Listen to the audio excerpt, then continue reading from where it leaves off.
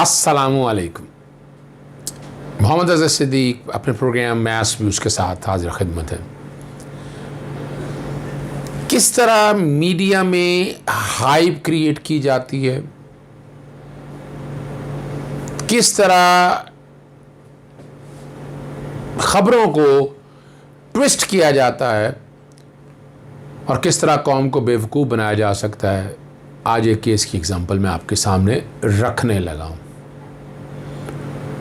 आप अंदाज़ा लगाएं, सोशल मीडिया पे हर जगह ये आया कि चीफ इलेक्शन कमिश्नर जो कि गवर्नमेंट की बात नहीं मान रहा है, उसकी तकर्री है, सुप्रीम कोर्ट ने केस लगा लिया है, पता नहीं क्या कुछ हो जाएगा। आप अंदाज़ा लगाएं, ये आर्टिकल 19 की खिलाफ वर्जी नहीं तो क्या है। यानी किसी को हकायक का पता नहीं, किसी ने पिटीशन पढ़ी नहीं, किसी ने उसके कंटेंट्स नहीं देखे, किसी ने जो मुद्दई है उसका उससे राब्ता नहीं किया और अफवाहों का बाजार गर्म हो गया। फेक न्यूज़ और किसको कहते हैं। आज आप लोगों की आसानी के लिए आर्टिकल आईने पाकिस्तान 1973, आईने पाकिस्तान 1973 आर्टिकल 19 फिर चलाऊंगा, बैकग्राउंड पे बार बार चलाऊंगा मैं। और वो इतना तो पढ़ देते हैं कि राइट टू स्पीक तो है, लेकिन ये नहीं पढ़ते जो राइट आगे फ्रीडम ऑफ स्पीच और एक्सप्रेशन है, आगे राइडर क्या लगे हुए हैं। Reasonable instruction impose by law in the interest of the glory of Islam और द इंटेग्रिटी, सिक्योरिटी और डिफेंस ऑफ पाकिस्तान और any part thereof friend relation with foreign state. Public order, ये पब्लिक ऑर्डर क्या है, आप anarchy फैला रहे हैं, डिसेंसी और मॉरलिटी और in relation to a contempt of court, commission of और इंसाइटमेंट टू एन ऑफेंस। ये राइडर है। ये सुन लें आप सारे सो कॉल्ड लिबरल्स, परवेज उदवाई भी सुन लें। यानी बातें बड़ी करते हैं इधर उधर की, ना दीन का पता, ना बेसिक कॉन्सेप्ट पता, चले हैं हमें सिखाने के लिए। और भाई जाएं पढ़ाएं जाकर, आप जो पढ़ाना है आपने, जो फिलॉसफी पढ़ानी है पढ़ाएं। आपको रोका है किसी ने? पर आपको ये राइट नहीं देता कि आप पर्दे पे या बाकी बातों पे कमेंट करें और डिफेम करने की कोशिश करें। शर्म का मुकाम है आप जैसे लोगों के लिए। बात हट जाएगी। मैं आता हूं वापस आपकी तरफ। चीफ इलेक्शन कमीशन का तैनाती का तरीकाकार मैं फिर आपको बताता चलूं, मैं बार बार आप लोगों को बताता हूं, ये याद रखिएगा। ये है आर्टिकल 213, बैकग्राउंड पे पूरा आर्टिकल चलेगा। 213 द चीफ इलेक्शन कमिश्नर, उसका सब आर्टिकल 2 है। No person shall be appointed commissioner, he has been a जज of the Supreme Court or has been a senior civil servant or is a technocrat or is not more than 65 years of age। 65 साल की as, supreme court का जज रहा हो, senior bureaucrat रहा हो, technocrat रहा हो। और ये आइन की 22वीं तरमीम के ज़रिए तब्दीली की गई है, याद रखिएगा। ये बुनियादी तौर पर सेक्शन था 4 कॉन्स्टिट्यूशन 22nd अमेंडमेंट एक्ट 15/2016, इसके जरिए तरमीम की गई थी। पहले हासिल सर्विस जज भी चीफ इलेक्शन कमिश्नर तैनात होते रहे।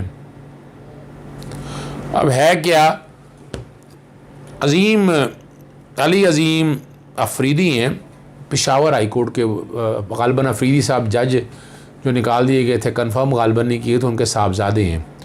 उन्होंने एक पिटीशन चैलेंज की 2021 में ही, सिकंदर सुल्तान राजा साहब की जो तैनाती उसको चैलेंज किया है। ये पुरानी है और नोट लो भाई, और नोट कर लो, सारे नोट कर लो, चैलेंज कबूल कर लो, पिटीशन पढ़ भी लो। शोर डाला हुआ था, पता नहीं क्या हो गया, आसमान सर पे उठा लिया। अली अजीम अफरीदी आपके साथ बैकग्राउंड पे आर्टिकल 213 के बाद मैं चला रहूँगा। ये वाली दो मेंबर बेंच था, जस्टिस उमर अता बिन दयाल और justice Mohammad Ali Mazhar acting chief justice हैं। जस्टिस उमर अता बिन दयाल साहब, जस्टिस सईद मंजूर अली शाह साहब इस बेंच में थे। पहले तो चलता रहा ये कि डी लिस्ट हो गया। डी लिस्ट वो होना है, वो केसेस होने हैं जो मैं तीन मेंबर बेंच सुन सकें, तो ये तो 2 मेंबर बेंच सुन सकते। और ये भी ज़रा समझ लें, आप शुरू में देख रहे होंगे CM appeal 18/2021 in constitution petition nil of 2021। नील का मतलब है इसको अभी नंबर ही नहीं लगा, ये दरख्वास्त ही मेंटेनेबल नहीं है। उस पर एतराज़ लगा रजिस्ट्रार के ऑफिस में, उसको कोर्ट पे लगाया गया। मेंटेनेबिलिटी कोर्ट के सामने बहस करनी थी और 22वीं तरमीम के ख़िलाफ़ और जो चैलेंज किया हुआ इसके अंदर। तो मेंटेनेबिलिटी के हवाले से सवाल पैदा हुआ। कोई भी आइनी तरमीम है ना, कोई भी आइनी तरमीम है तो आइन के आर्टिकल 239 के तहत जो है ना वो बार है। जैसे सुप्रीम जुडिशल काउंसिल की प्रोसीडिंग को चैलेंज नहीं किया जा सकता कोर्ट में, आइन की तरमीम को भी नहीं चैलेंज किया जा सकता। तावक्त है कि वो basic structure of the constitution का है या फंडामेंटल राइट से वायलेशन हो, ये इस कॉन्टेक्स्ट में। तो यहाँ ये सवाल जो है ना, और यहाँ जब हेयरिंग शुरू हुई, ये रजिस्ट्रार के ऑफिस पे एतराज़ है, अपील है, ये मेन पटिशन नहीं। मैं फिर क्लियर करता चलूँ। अब पूछा अफरीदी साहब आप बताएं, अजीम अफरीदी साहब ने पूछा इलेक्शन कमीशन में सर्विंग जज कौन है, और आप नौजवान वकील हैं, अच्छा नुक्ता उठाया है। इलेक्शन कमीशन में कोई सर्विंग जज बतौर मेंबर काम नहीं कर रहा। आप कहते हैं कि रिटायर ब्यूरोक्रेट को चीफ इलेक्शन कमीशनर नहीं लगाया जा सकता। आपने कहा है कि चीफ इलेक्शन कमीशनर की तैनाती के लिए चीफ जस्टिस से मुशावरत होनी चाहिए। ये आइनी नुकात जो उठाए हुए हैं वहाँ पर, कि आपने चेयरमैन नैब तैनाती केस का फैसला पढ़ा है, ये सवाल पूछा गया। चीफ इलेक्शन कमीशनर और चेयरमैन नैब जुडिशल अफसरान नहीं होते, यानी जिन्होंने अदालती मामला देखने होते हैं। ऑल्दो ये एक्सरसाइज करते हैं, जुडिशल इख्तियारात इस्तेमाल करते हैं। आपको पता है इलेक्शन पटिशन्स वगैरह सारे कई इंपॉर्टेंट इशू जो आपने देखा है आइनी और कानूनी तौर पर डिसाइड करते हैं। और आपने दरख्वास्त में आइनी तरमीम को भी चैलेंज किया है। आइन के मुताबिक किसी तरमीम को चैलेंज नहीं किया जा सकता। आर्टिकल 239 आप लोगों के आसानी के लिए बैकग्राउंड पे ये 239 भी चला दूंगा मैं, ताकि आपको पता चलता है। आपकी कोशिशों को सराहते हैं, ये भी कहा है उन्होंने, आपने आइनी नुक्ता उठाया है। और इस एतराज़ जो था रजिस्ट्रार ऑफिस का, उसको मेंटेन किया है। मैं फिर क्लियर कर दूं, अभी मेन पटिशन नहीं लगी है। वो जो एतराज़ लगा था रजिस्ट्रार ऑफिस की तरफ से अली अजीम अफरीदी का, वो रजिस्ट्रार ऑफिस का ऑब्जेक्शन जो है, एतराज़ात वो मेंटेन किए हैं। शोर डाला हुआ था यहाँ अपनी जगह पर। और इस वाले नुक्ते के ऊपर बुनियादी तौर पर अगर आइनी तरमीम को चैलेंज करना चाहिए था, उसका तरीक़ाकार और है, तो ये तो हवा सारी निकल गई। जो इल्ज़ामात लगाए जा रहे थे, अदालत को मिलाइन करने की कोशिश की जा रही थी, आर्टिकल 19 की खुल्लम खुला खिलाफ वर्जी हो रही है, यहाँ पर कोई पूछने वाला नहीं है। लेकिन इस सारे मामलों की इंक्वायरी होनी चाहिए, चीज़ें सारी सामने आनी चाहिए, आधा सच नहीं आना चाहिए। पिछले दिनों आपको पता है, और वो मैं तस्वीर बैकग्राउंड पे चला रहा हूँ, हमारे दोस्त ही हैं कईयों से, देखिए साहब पुराना लगे, लेकिन देखें अच्छा नहीं किया उन्होंने तस्वीर एक लगाई। रमीज़ राजा साहब जब पाकिस्तान क्रिकेट बोर्ड के चेयरमैन बने, शेख अजमत सईद साहब चीफ इलेक्शन कमिश्नर थे, और वो तस्वीर काट के इस तरह है कि हज़रत कायद आज़म की तस्वीर भी लगी थी और साथ तस्वीर लगी थी इल्लामा इकबाल की, इमरान ख़ान की भी। वहाँ खड़े हुए उनकी इतनी काट के तस्वीर आधी लगा दी। तो मैंने कहा आधा सच नहीं बता, पूरा सच बताना चाहिए। बड़ा शोर पड़ा इसके ऊपर, मैं ट्वीट बैकग्राउंड पे वो भी चला रहा हूँ, हमारे दोस्त क़य्यूम सिद्दीकी का, और फिर मेरा ट्वीट, उसके ऊपर कुछ और ट्वीट चौधरी अकरम साहब हैं हमारे दोस्त, उन्होंने किए, जैदी साहब ने किए, नदीम जैदी साहब ने किए, वो भी बैकग्राउंड पे चला रहा हूँ। आगे चलते हैं। अगला इसी तरह इलेक्शन कमीशन के हवाले से मामला जो था वो इस्लामाबाद हाई कोर्ट के साथ इलेक्ट्रॉनिक वोटिंग मशीन के ज़रिए जो इंतखाब के है, और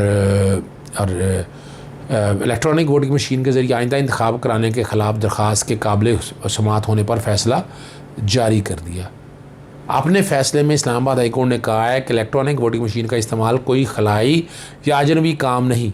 इलेक्ट्रॉनिक वोटिंग मशीन के ज़रिए इलेक्शन कराने के लिए पार्लियामेंट से कानून साजी लाजम है।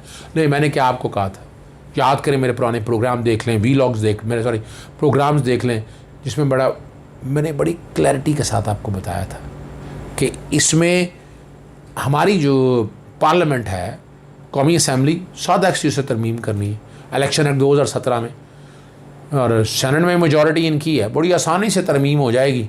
इलेक्शन कमीशन कौन होता है? इलेक्शन मामा लगा है, कोई इलेक्शन कमीशन का ताल्लुक़ क्या है इस सारे काम से? साफ शफाफ इलेक्शन कराने हैं वो कराए, लेकिन इसमें इस सारे काम में इंटरफेरेंस नहीं हो सकती, ना इंटरफेरेंस की इजाज़त दी जा सकती है। और इस्लामाबाद हाई कोर्ट का मज़ीद कहना है कि कोई शक नहीं कि पार्लियामेंट कानून साजी करते हुए तमाम खदशात का जायज़ा लेगी। इलेक्ट्रॉनिक वोटिंग मशीन का निज़ाम बहुत से ममालिक में राइज है। सुन लें सारे, और लिबरल्स भी सुन लो, बाकी भी सुन लो, जो अपोजिशन भी सुन ले, जो बातें बड़ी करते थे। और दरख्वास्त गुजार ने अपनी इस दरख्वास्त से मौक़िफ़ इख्तियार किया था कि इलेक्शन कमीशन को सियासी बनाने और इलेक्शन कमीशन पर हावी होने की कोशिश कर रहे हैं। हुकूमत और इलेक्शन कमीशन के दरमियान अगर यही सूरत हाल रही तो उसके नताइज क्या होंगे। ये दरख्वास्त पाकिस्तानी कौम के बुनियादी हकूक़ का मसला है। ये पॉइंट उठाए गए थे। दरख्वास्त गुजार ने और इस दरख्वास्त में मज़ीद कहा था कि मुल्क में सियासी और मुआशी बहरान पहले ही बेइंतहा हैं, किसी नए बहरान के मुतामिल नहीं हो सकते हैं। इलेक्शन कमीशन के क्या एतराज़ात हैं उनका हमें भी पता होना चाहिए। इलेक्शन कमीशन को तनकीद का निशाना बनाया जा रहा है। सेनेट की कायमा कमेटी के पास इलेक्शन कमीशन ने एतराज़ात दाखिल किए हुए हैं और शहरी जो हैं तारिक असद एडवोकेट दोस्त हैं हमारे, अच्छे उठाते रहते हैं। बहरहाल ये मेरी समझ से बाहर है ये क्यों लेकर आए और इस्तस्वार किया उन्होंने कि वोटिंग मशीन के ज़रिए इंतखाबात के लिए तो कानून साजी नहीं होगी। चीफ जस्टिस ने कहा आपको बड़े अहम इशू लेकर हालतों में आते हैं, ये दरख्वास्त कबल वक्त नहीं। अभी तो इस पर बहस हो रही है, मैं आर्डर क्या करूं कि इलेक्शन कमीशन के एतराज़ात की कापी मिल जाए। और इसके बाद अदालत ने इलेक्ट्रॉनिक वोटिंग मशीन के ज़रिए आइंदा इंतखाब कराने के ख़िलाफ़ दरख्वास्त पर फैसला महफूज कर लिया था। और इसमें जो बात कही गई कि 37 एतराज़ात उठाए हैं इलेक्शन कमीशन ने और वो सारे बचगाना एतराज़ात हैं। एल्फ़ी की बातें आप सब ने सुन ली। इलेक्ट्रॉनिक वोटिंग मशीन की जगह एल्फ़ी वोटिंग मशीन आप लोगों ने ये सारा सुना। उन्होंने कहा धांधली हो गई और रिपोर्ट के ये उन्होंने कहा रिपोर्ट के मुताबिक इलेक्ट्रॉनिक वोट मशीन पर बैलेट पेपर की मुनासिब राजदारी नहीं होगी जब वोटर की शनाख्त गुमनाम नहीं रहेगी। अब ये सारी बातें अगर आप उठा कर देखें, मैंने आपको पहले भी कहा था कि मैं अपना हमारे बार के इलेक्शन भी बायोमेट्रिक के ज़रिए होते हैं और आपको आम आदमियों को समझाने के लिए बता देता हूँ। मैं तमाम कैंडिडेट हैं जिनको वोट मैंने डालना है वो सामने पड़े हैं। बायोमेट्रिक का जाकर अंगूठा लगाना है, उन्होंने मुझे वेरीफाई करना है कि मैं वही हूँ। मैं वेरीफ होने के बाद मैं वोट डालता हूँ।